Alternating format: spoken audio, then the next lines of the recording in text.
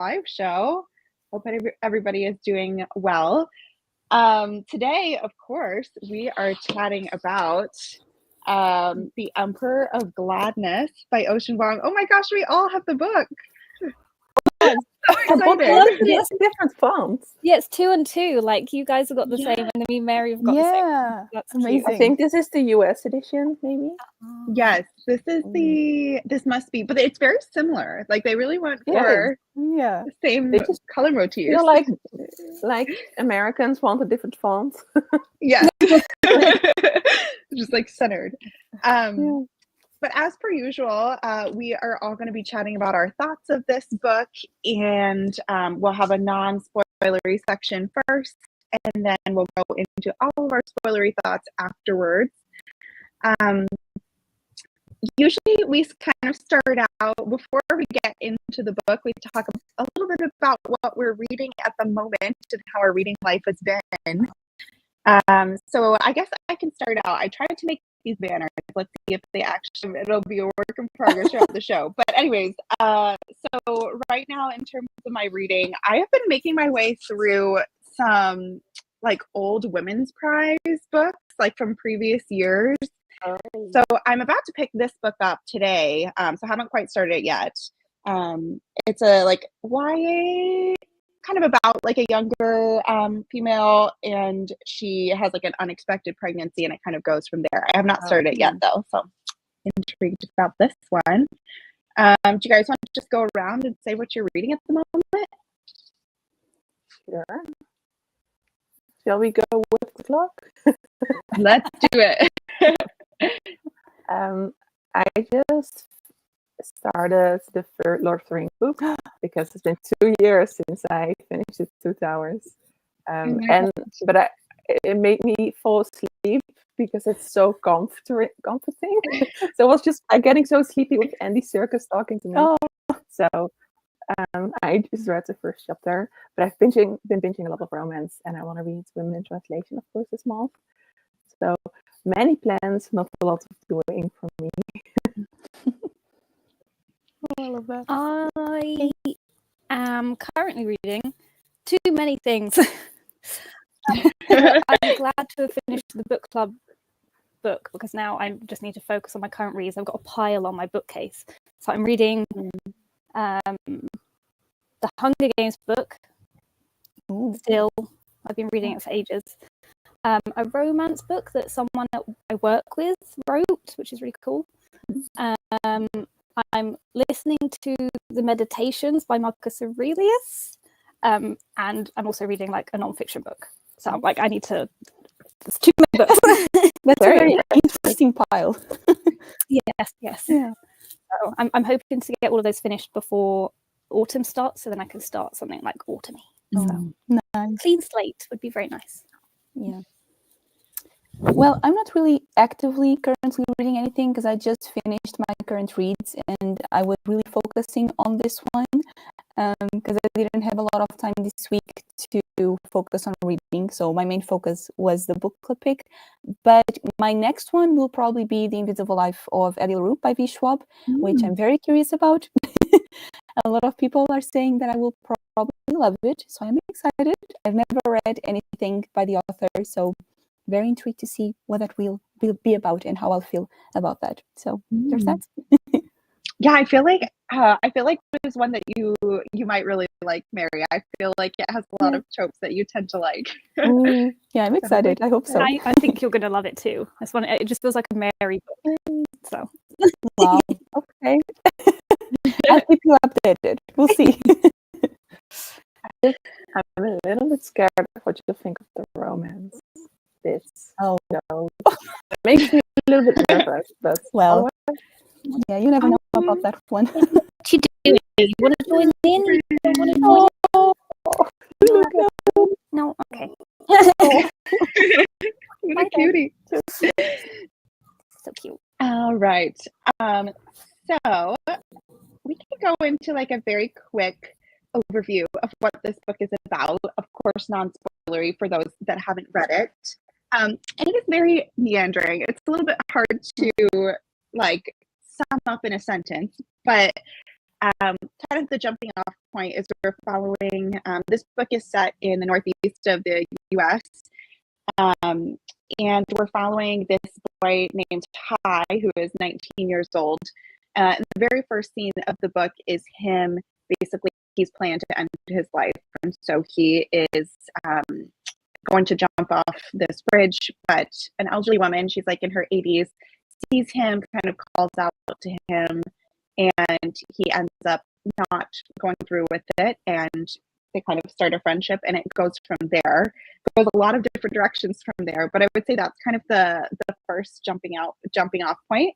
Do you guys have anything else that you would add to like a non-spoilery synopsis or important things to know going into it? Not really. I don't know. I feel like that's all I knew about the book. So I think Yeah. it's pretty much enough, I think, as a starting point, I would say. Yeah, it kind of gives you the basic ideas. And then should we do some trigger warnings too? Because there are a lot of different trigger warnings for this. Obviously, suicide, as I mentioned in the synopsis, death of a loved one, lots of drug use. Yes. Mentions of war as well. And I think animal. Oh yes. Yeah. Yeah.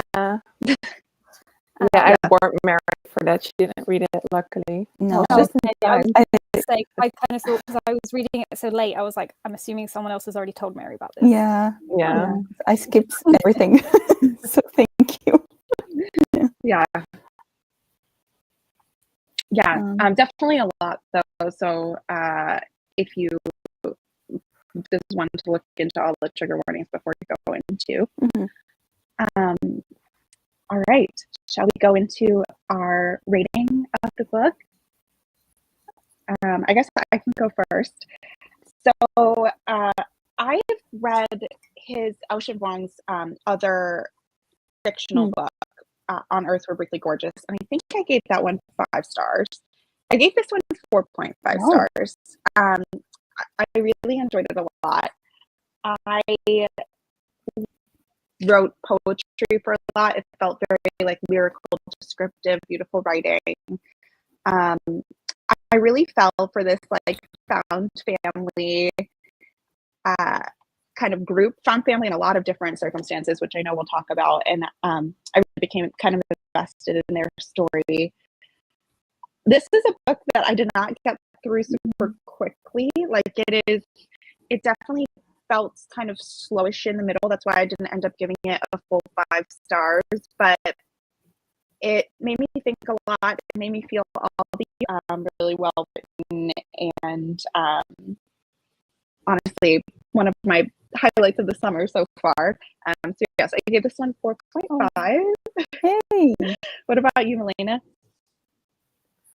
I think I didn't really rate it because I just felt a little bit conflicted, because usually when I write a review for myself, if I talk about a book, I do like a plus and a minus, and I just write whatever I feel, and they're equal in this book for me.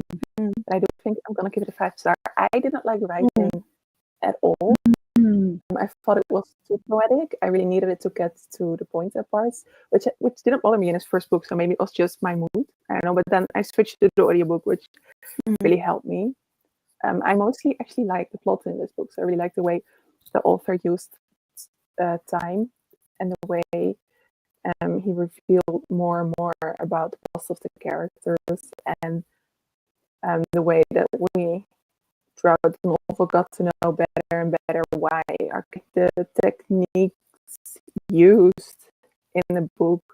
I was a bigger fan of than the actual book itself, I think. But I did also really like the found family part. And what I like most is afterwards, there's no spoilers, by the way, but he talked about the books on literature that he read while writing this, and I think he used a lot of I think Chinese writing narratives while writing this. I saw something like that, and I'm like, oh, maybe that's what I'm liking so much. That feels fresh for me as a Western reader. But yeah, I didn't particularly enjoy the characters. But, yeah, so maybe 4 stars is a bit too high. I'm not sure. I think I very similar to what Sophia said. So I would have given it 4.5. I think I did that thing going into it where I was already reading too much into it because it's for a book club. I think I was like, right, what's the author trying to do? What's going on here? And I expected it to just be the story of him and obviously the old lady. So then when we got inside of the book, I guess, I was a bit like, what's going on? Why does it keep like suddenly this is happening, then suddenly you're here? And that took me a while to get used to. But then when I realized that this is just basically the whole of the story and maybe the synopsis that is given should maybe mention that, yeah, there's some characters that I liked more than others, and for all of those reasons, that's why it wasn't a 5-star. But it's been a really long time since a book has made me cry, so that's like big plus. So yeah, I really enjoyed it, and I loved the writing as well. Loved the writing from like the very first now after reading this one. Well, I was waiting. I was like, someone's gonna not like it. Okay, so No. okay. I don't know what to say now. Anyway, so I didn't love it. I mean, first of all, I liked it, and I think it has some beautiful emotional moments. And taking what Shannon mentioned a little bit, I do wish the book had focused a bit more on his relationship between him and the older lady, because those parts I absolutely adored. I was loving where the book was going. All the found family aspects, I live for that. All the other side story, it's not really a side story, right? Because I know it matters for the book as well, but I do think it dragged a little bit at some points, and I did struggle within a few chapters during some scenes where I wasn't really able to focus. Maybe that's personal preference, I felt. And so I did struggle a little bit. Not that I didn't like the writing or anything, but I don't know, I was not as invested as I was hoping. So it was kind of a struggle. And I definitely want to read more books by him for sure, because I saw a lot of things that I loved, but the overall result, even if I got what he was doing, unfortunately the emotional impact wasn't really there for me. And so it's kind of a middle of the road, I would say. A lot of positive aspects, but also a lot of them that kind of ruined the experience a little bit for me. So I'm a little in between. I don't know.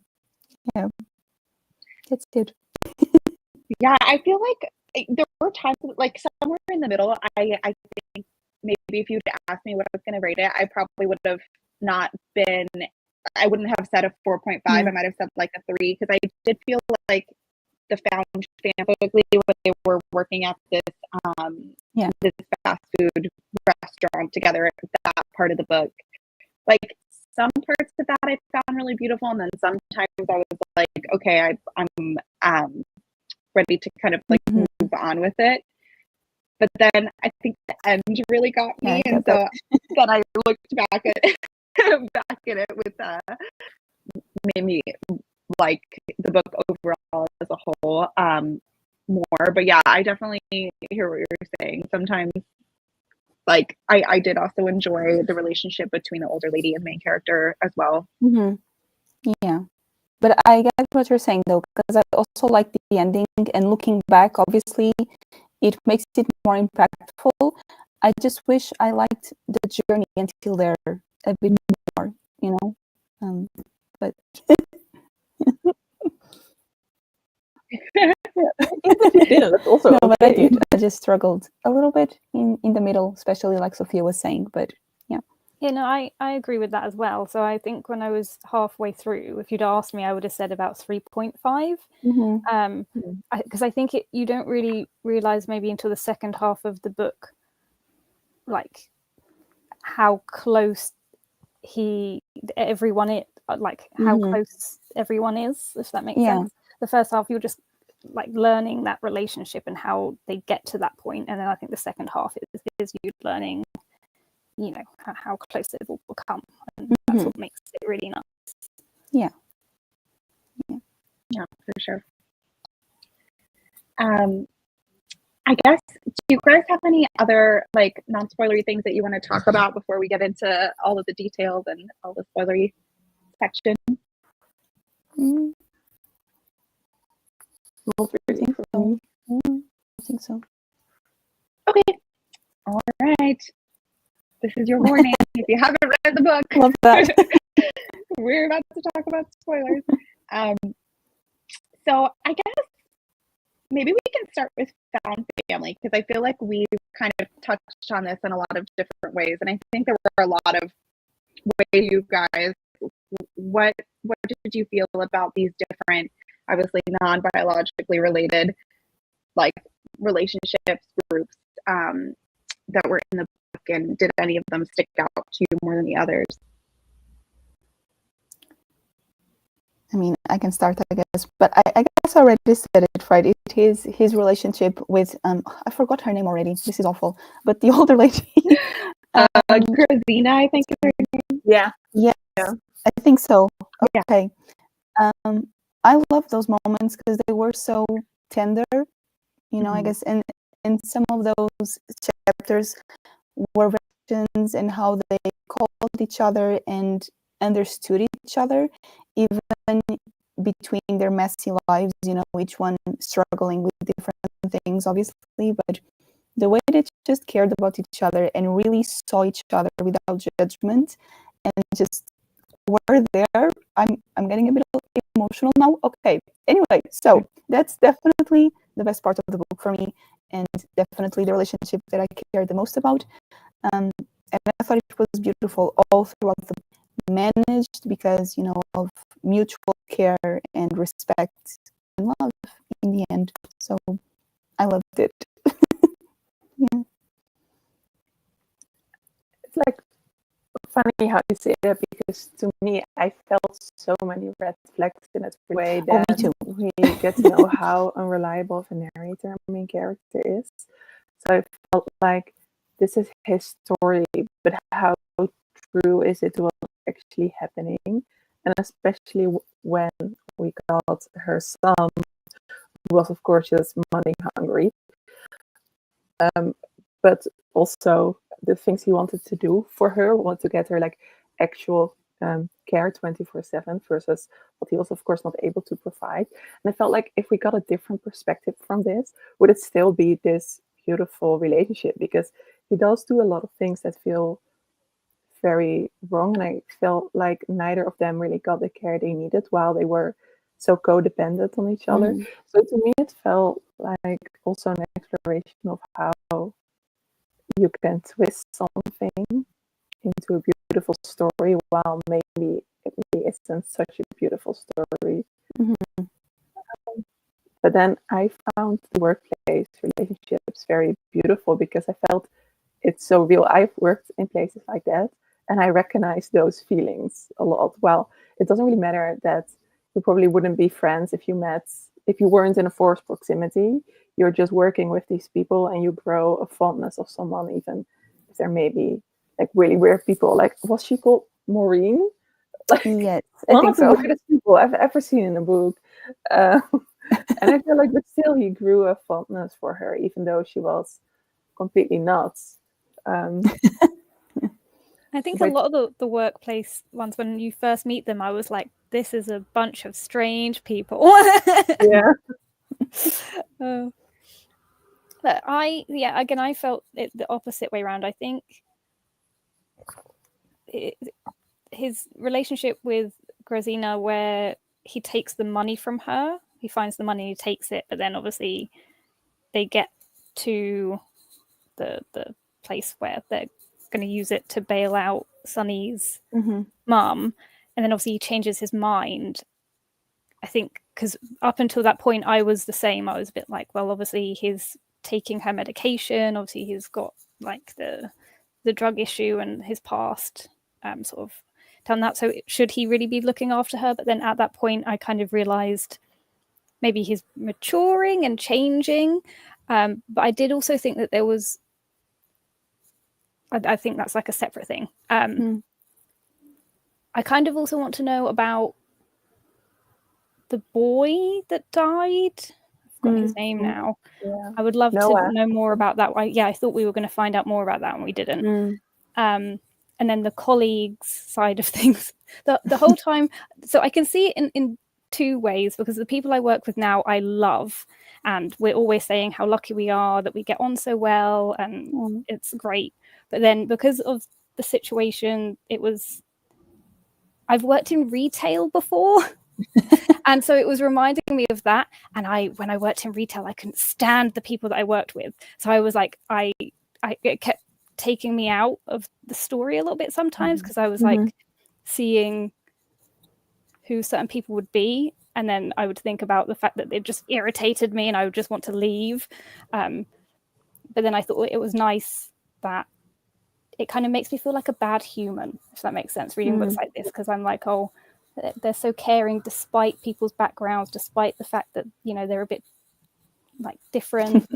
And then obviously that's, I think, why I got so emotional at the end. I was just like, actually, I do care about all these people. Yeah. So. Yeah, you really got the sense that they were like bonding over, I mean, I don't think that this is like the dream destination for any of them, but they were kind of like all going to the same thing every day and like being together so many hours. And then at the end, they all went on this expedition together to find this diamond, or many of them went, which they didn't really need to do. Like, I think it showed that they had this kind of bond from the outside. But yeah, I think the relationship that I liked the most was particularly like how they explored dementia and how Hai kind of, I guess, tried to ground Grazina with basically, if she was saying like, I feel like I'm in World War II, or I feel like that's what's going on, and was very disoriented, he would just kind of lean into it and go with it, and they would act out like what would have happened. Like, is that the most helpful for his thing for her ultimately? I'm not sure, but it seemed like it gave her a sense of comfort and him like a sense of purpose. And I really liked how that kind of like codependence was explored. Again, probably some elements to it that were a little bit questionable with, Hai taking her money at one point, but then kind of not being able to go through with it. And was he really providing her all the services that she needed? Maybe not, but that kind of like emotional dedication to like her comfort, I thought was really beautiful. Yeah. I feel like the money wasn't even the biggest issue for me, because to me, I was like, that is like a bad moment for a good reason, and he changed his mind. For me, it was more that I think it took me a while to realize that he is always on drugs throughout this entire book. And I felt like there is this one scene where Christina is very clearly not in a bad place, and she still plays out the Sgt. Pepper thing. And I feel like, oh, she's also doing this maybe to get him out of a bad state. And I felt like, oh, this is a back and forward thing, which I did really like, but made him an even more unreliable carer for her in a way. Of course, he's not her carer. But I found it really interesting how it took a while, at least for me as a reader, to discover, oh, he is constantly on drugs in this book. So what is actually happening and what was actually true, which I found so interesting. Yeah. It's obviously not an ideal situation at all. Like, it's very messy and complicated. But I don't know, it feels like, weirdly, it felt to me like they spoke each other's language, kind of. And I'm not sure if it was in a healthy way. Possibly not during a lot of those moments, but somehow they got through it together, and I feel like that's kind of inspiring as well. But it's definitely complicated, of course. weirdly, I realized as well, it reminded me of another book that I've read. I don't know if anyone else has read it. I think it's a young adult book. It's called The Wicker King, and it's kind of told in like different formats. And it's about two young boys who have like a codependent relationship. And it's the first sort of book that I'd read where that is like the main thing. And while I was reading this book, I kept thinking of that. And maybe that is why, because they needed each other. It wasn't that she needed him. Yeah. He also needed her. Yeah. Which I guess I hadn't really thought about until now. No. Yeah. The book reminded me. Oh, sorry. Go ahead. No, you go ahead. I was about to. I wanted to say the only book that this reminded me of a lot of Damon Copperhead by Barbara Kingsolver, which explores a lot of. It's set in the same time period and explores a lot of different. My brain, a lot of similar themes about, especially I think prescription drugs abuse. With teenagers and people in their young 20s in a period of time in the US. And I felt like poverty was such an important theme in this book as well, which is why I also really liked the relationship between Hai and his cousin. Yeah. Because I feel like everything they had been through and were now going through was driven by poverty. Yeah, for sure. I know. There's one of the things that I wanted to talk about was the era in which it's set, because I found that very interesting. Because to me, 2009, when I think of 2009, it doesn't feel like that long ago. But now reading this, I realize how different things were in 2009. Because it's a period of time that I remember quite clearly, which is interesting. And like it's the whole recession thing, because it was around that time where it was kind of happening everywhere, and what that looked like for different people, and I found that very interesting. It's a really strange experience to see adult authors of your own generation write about their childhood, and it's your childhood, the time period, which I've been noticing with books like The Women's Prize as well. Like, oh, it's my generation's turn now, and this is the past. And it's so strange. We are getting like old. Just yesterday. I know. It really does. What do you mean? It was a few years ago. Yeah. I know. It does feel very grounded. Like, I feel like it was very intentional, like brought up multiple times to like ground you in that time period. Like the orientation question that they always ask Rosina was, who is the president? Which I thought was interesting. Kind of gets into a whole commentary about America in general. But I think it was really set in this time and in this country, and that was kind of re-emphasized multiple times. But yeah. I also like. Oh, sorry. Go ahead. It was something that while I was reading it, I kind of wanted to ask Sophia because obviously, like, whether it feels really American to you, like whether that side of it was done properly. I don't actually know where the author is. Does he live in America? I think so. He does. Yeah, I think he lives in New York. Okay. Yeah, I actually made this a banner. Wow. There you go. This really felt like it challenged, like in schools in America, we're always taught this idea that I don't necessarily feel super strongly about, but it's that like in America, you can do anything if you put your mind to it, type of thing, or you can work no matter where you start from, you can work your way up and be anything. In modern America, I don't really think that plays its way out necessarily. And I think that this book had a lot of commentary about that. Like, a lot of the characters in here were immigrants that I don't necessarily think the country did a lot to help or to elevate. They were kind of like stuck in the same cycle, living the same things over and over again. And it didn't feel like, it kind of felt like the opposite of that kind of thing that we're taught, or a thing that people strive for, like immigrants come to this country and can do whatever. And I think there was a lot of like imagery that kept popping up that kept reinforcing like that this is like an American book, or the commenting on this, like I forget, somebody had like an American flag something that kept coming up. They would mention like presidents all the time. So it really felt like a commentary to me about where America is as a country right now. And but I don't know if that's just the way I took it, because obviously like I live here, and so we're constantly being like reinforced this concept.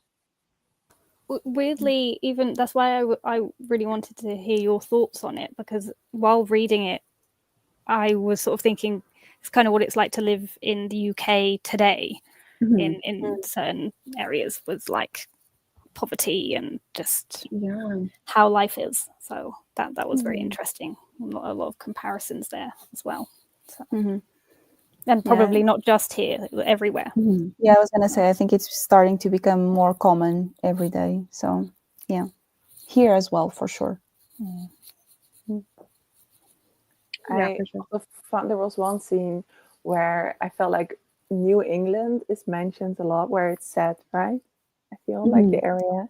And I feel like from a European perspective, to me, that's like the richest area in the US. Where all the like posh people live.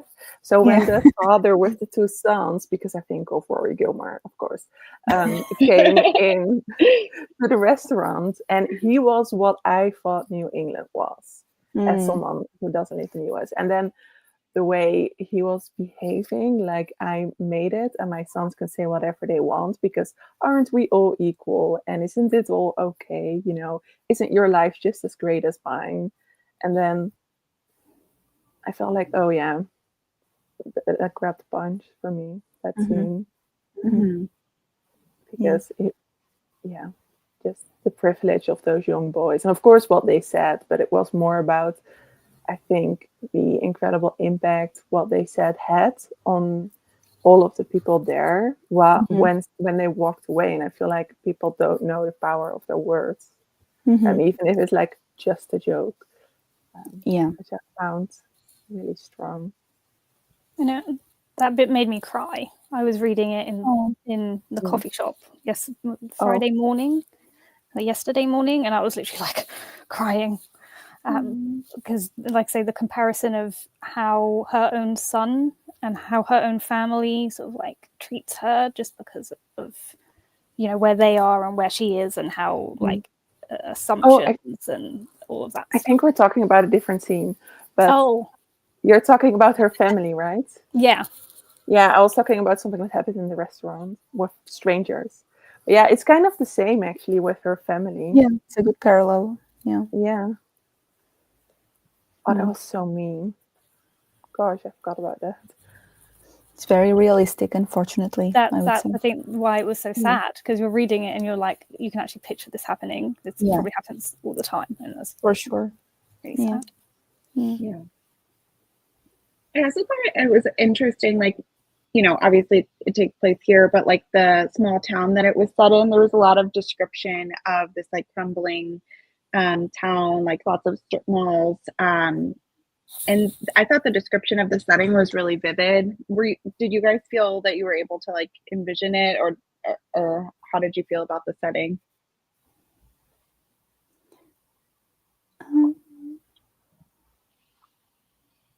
I didn't think too much of it, to be honest. I do think, especially with the restaurant, I could picture kind of the setting of what it must feel like, just because of all the fuss and all the people that were there. I didn't think too much of it when I was reading the book, but now that you mention it, I do think it was vivid, yes. And I was able to create some images in my mind of what those places must have looked like. So I guess that's true. Yeah, I hadn't thought about that. That's a good point. I felt like all the places were so different. I almost felt like the home where he lived with the woman whose name I'm forgetting again. To me, that was a cabin in the woods, which I know it wasn't, but that's what it felt like to me, because she was like this savior witch in the woods that came to his rescue. And then I was in a very suburban, dirty place when they were in the restaurant. So to me, Yeah. it felt like in completely different places. And I had a hard time pinpointing where I was exactly. But I think that's also because I have such a probably movie filter idea of what the Yeah. US is. Same. So to me, like all the poverty is in the South, which I know is dumb and ridiculous, but that is like what you get fed by the movies. And I think it was I think it's mentioned like twice that he chose very deliberately not to have his book in the South, but to show like a rich area, but the poverty in the rich area. I think it's also mentioned when they need to fire people and they're like, what do rich people eat and where are we most successful? I found the manager's description of the pride. I found it's so misplaced, but I found it so beautiful, especially when we discover that the cornbread is cake. Yeah. God. Yeah. Because I felt like I have met this woman multiple times. Yeah. Yeah, I agree. I think like some of the descriptions like of them preparing food and of the restaurant itself, like were so I could just like see that part really well. Yeah. For better or for worse. Definitely for worse. Yeah, Oh. yeah, it seems kind of bleak. And it's based off of like these two restaurants are very based off of two restaurants that exist here, like chains. So Home Market is Boston Market. Oh, okay. And Panetta or whatever, I think they were saying Panera bread. I think. Interesting. Do you guys have Panera in I don't think so. Oh, okay. We have nothing here. They're just like it's not like fast food, but it's like one step above, but really the food's kind of similar to fast food. The nutritional value is like the same. Yes, exactly. I loved how obviously you kind of follow Hai as he like goes in, and obviously it's Sunny that's feeding him all this information about how good it is and how good the food is and what they do is amazing. And then obviously the middle bit is like where you find out how they get the meat and how like where all the products come from and how things like and like it's cake and all these other bits, and it kind of like peels the nice shiny like ideal of what this is off. But then what's very interesting is that by the end it still feels the same, like at the end where he was talking about what happens to all of the people. I kind of felt like that image of them at the beginning is very similar at the end, but then in the middle you get like the murkiness, if that makes sense. So I feel like with the characters it's the same with the setting as well. But I had a very vivid, I could picture the town really well with like the big bridge and the river and like a forest and like the house. But then, like you say, the more urban bit I kind of struggled with, but I assumed that was like further out of town. But the bit by her house, I was like really clear to me, which was really cool. Kind of changing subject a little bit. One thing I wanted to talk about was I feel like a lot of these characters were affected by war and like war imagery kept popping up. Whether it was Hai's family being like displaced from the Vietnam War or Grazina and her experiences in World War II, or I don't know if it's pronounced Sunny or Sony, but his obsession kind of with the Civil War. And I wondered what you guys thought about why that was in there and why that kind of kept cropping up. Yeah, I'm not sure why exactly, but I did find the way that I think it's Sony because he talks about how he was named after the company. Yeah.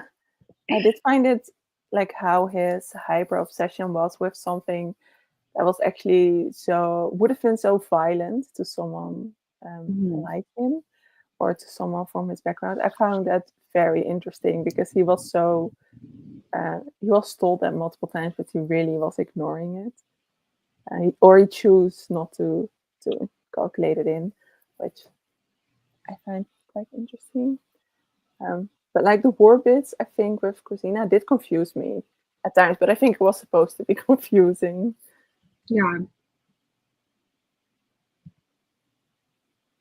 Yeah, I don't know if it was, I'm not sure why exactly. I feel like there was some theme or some purpose of it that I was kind of missing, but it did feel like purposeful that all of these different characters were affected by war in some way. I mean, I guess they were kind of refugees at the time. Like, I don't know if Grazina came over right after World War II. I don't remember when they came to the US. But like, kind of like a unifying reason why they arrived. But I just thought it was interesting. Yeah, during those parts, I have to say, I always felt like I was missing some context because I wasn't sure if it was referencing some big event or figure, a history person or something that I wasn't really aware of. So maybe I missed some reference. I don't know, but I felt like I was always missing something because I also didn't quite get why there were so many references there. But maybe that's just my, ignorance on that aspect. I don't know. Yeah. I did think it was interesting is that at the beginning of the book, the narrator said this country is at war. And I was like, wait, it's the early 21st century. What do you mean?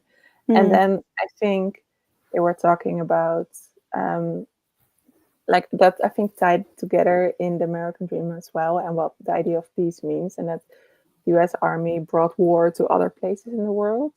And I felt like maybe it's a commentary on the fact that all these people have escaped war to come to the US, but actually it's not that much safer because there's still war in a way. That's the only sense I could really make of it. But yeah, I'm not sure. No, that makes a lot of sense. The one thing that there's two things that really stood out to me. So there's one bit, is it when Sonny or Tony, like you said, I don't know how to pronounce it, says something about the North and the South. Yeah. Yeah. And does he say that it's always the North that wins or something? I think so. Yeah. And I kind of felt like I was meant to understand something from that, but I kind of maybe didn't. And then obviously when the book ended, that on her gravestone she had 2 American flags. Yeah. And like the whole, it's constantly the journey to America. Yeah, I don't know why that kind of like stood out to me as well, because I read that. Carry on. No, it's fine. I want to say I read that piece multiple times, just the sentence with the flags, especially because it said per her request. I was like, is this sarcasm or not? I don't know. See, that's what I thought, because I was a bit like, it kind of took me out for a little while. I was a bit like, but it doesn't the book not show that America kind of let her down? And like, it was interesting. I felt like, was it her son that did that? Possibly. Oh yeah, because he probably was dealing with a lot of the, like, because at the point that she passed away, the family kind of like took back over her care, like her son, and so I wonder if maybe he, I don't know. I do think a lot of this is like based on his life. Like he grew up in Vietnam and moved to the US after his family was displaced by the Vietnam War. So that part is definitely very based on him. And he actually lived with a woman named Grazina. Like, she's a real person. Oh yeah. They kind of put at the end like Yeah. that she had passed away. And in an interview that I watched on YouTube, I found out that Grazina was his partner, grandmother. And while Ocean Vuong was in school for English and like literature, he lived with her for a while. And Grazina was actually a refugee from World War II. So I think like maybe like a lot of those parts were based on real life. and then he kind of like added a bit more in there with like more characters being like Sony having this fascination with the American Civil War and that as well. Okay, guys. Oh, go ahead. Yeah, that's what I googled. I googled who she was, and nothing came up. So I'm glad that you found out who she is. Yeah. But like you say, it'd be interesting to know how much of the book is taken from his experience with this woman. Yeah. Especially because there's so many like tender and like touching moments as well. Yeah. One other thing I wanted to chat about before we start talking about our wrap-up thoughts was this. Yeah. So throughout the whole book, Kai is kind of pretending or telling his mother that he's in a medical school in Boston, but he's really not. And he never really fesses up to her. So I wonder what you guys thought of that. Were you surprised that he never ended up telling her? So I think this ties into a couple of issues that I had with the book, because I like a book that is either very clearly open-ended or ties up very nicely at the end. So I think I was expecting, while reading this, for the ending to be this big sort of like he's going to reconnect with his mother and she's going to forgive him and he's going to stop taking the drugs and all these little things. We're going to find out what happened with Noah and all these, what then just became sort of like loose ends. I was hoping we're going to sort of tie together to do with his mother, but no, that didn't happen. And then again, it's one of those ones where you don't really get an answer as to why you get a little bit of information about why he's lying to his mother, but it doesn't add to his character very well, in addition to like the drug taking, which again makes him an unreliable narrator, which I hadn't really thought about either. I feel it ties again with the American dream, but the one that immigrants have and all of his mom created for him, and that I feel like her stability also depended upon. So I feel like he realizes that it's not only his own life that he's uprooting, but also his mom's and his mom's mental stability. So I actually found it quite understandable why he would lie to her, because the reality is not very nice. It's really, really bleak. So I think I didn't necessarily have the expectation that would be resolved. But I did expect this emotional and mental ending from him, because it's unsustainable. But I was so pissed because we got such a beautiful epilogue bit for everyone. And then, bye. I'm like, what? How dare you? I know, and like the fact that he's on the phone to his mum at the end, so you kind of feel like, oh, finally there's going to be some kind of, he's just going to say it, is going to be like, oh, can I come home? Or like anything as simple as that would have been lovely. But no, he carries on lying about what he's doing and where he is. And it's just like, oh, okay. And another thing that I've just thought of that I kind of, I didn't really understand the point of whenever he called, he could hear somebody in the background.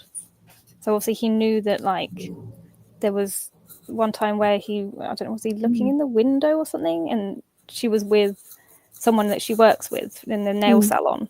And again, I didn't really understand what the point was of putting that in the story. Was it just to show that like his mother wasn't alone? I don't know. So that bit is another bit that kind of confuses me a little bit, because I want to know why. Why is it in there? Why? Yeah, I don't know that I caught. You maybe read the details more than I did. I don't know that I caught on to that, but I do like maybe trying to, as you said, like that she was with somebody, or it was always sad when he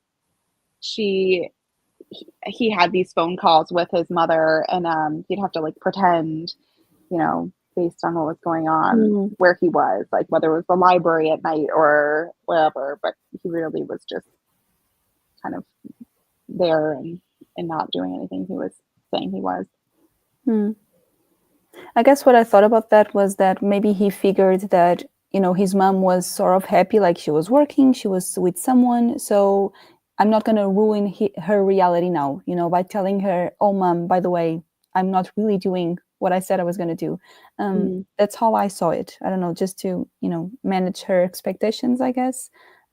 It was a bit random, but taking into consideration the circumstances, that's how I saw it. Yeah. I do think it added to the last scene in the book where he is in such a bad place, and I feel like maybe if he had a good and strong relationship with his mother, which is like any character in a book that is 20 years old or 19, then it cannot be that bad. Like, I feel like they need to have a bad relationship with their mother to be able to have like such a crash as he did. Which I don't know if I found it personally necessary, but maybe to enlarge the moment. Yeah. I don't know. Yeah. All right. Any other like thoughts or things that we didn't chat about that you guys wanted to talk about?